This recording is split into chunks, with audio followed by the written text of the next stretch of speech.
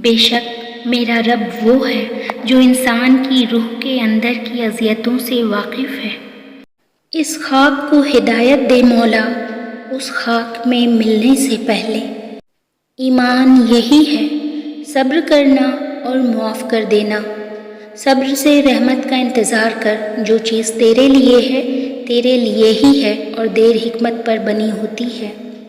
صبر اللہ پر یقین کی آخری حد ہے۔ کون اچھا ہے اور کون برا، اس کے لیے اللہ نے آپ کی رائے نہیں مانگی۔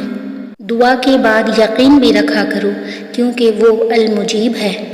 پردہ رکھنا سیکھو، بالکل ویسے ہی جیسے اللہ تمہارا پردہ رکھے ہوئے ہے، کیونکہ ہم سب ایسے راز چھپائے ہوئے ہیں کہ جنہیں اللہ بے پردہ کر دے تو ہم ایک دوسرے کو دفن تک نہ کریں۔ رحمت الہی برکھا بن کر روئے زمیں کے ہر خطے پر یکساں برستی ہے، مگر جلتی اور تپتی ہوئی دلوں کی زمین کو اپنی پیاس بجھانے کی توفیق کم ہی ملی۔ حدود الہی کی حرمت کا تخیل ہر حال میں برقرار رہے، ورنہ جب باتیں زبانوں پر آئے گی تو وہ اپنی اہمیت کھو دیں گی۔ یہ الفاظ کتنا حوصلہ دیتے ہیں نا؟ جو بھی ہو اس میں اللہ تعالیٰ کی کوئی نہ کوئی بہتری ہوگی۔ بے شک میرا رب وہ ہے جو انسان کی روح کے اندر کی اذیتوں سے واقف ہے۔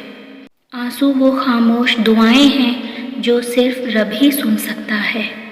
تکلیف میں صبر سے کام لو، کیونکہ سونے کو آگ سے آزمایا جاتا ہے اور مومن کو صبر سے۔ اللہ تو قریب ہی ہوتا ہے، دور تو ہم چلے جاتے ہیں۔ اللہ ہی ہے جو تمہارے دل کی بے سکونی کو سکون دے سکتا ہے۔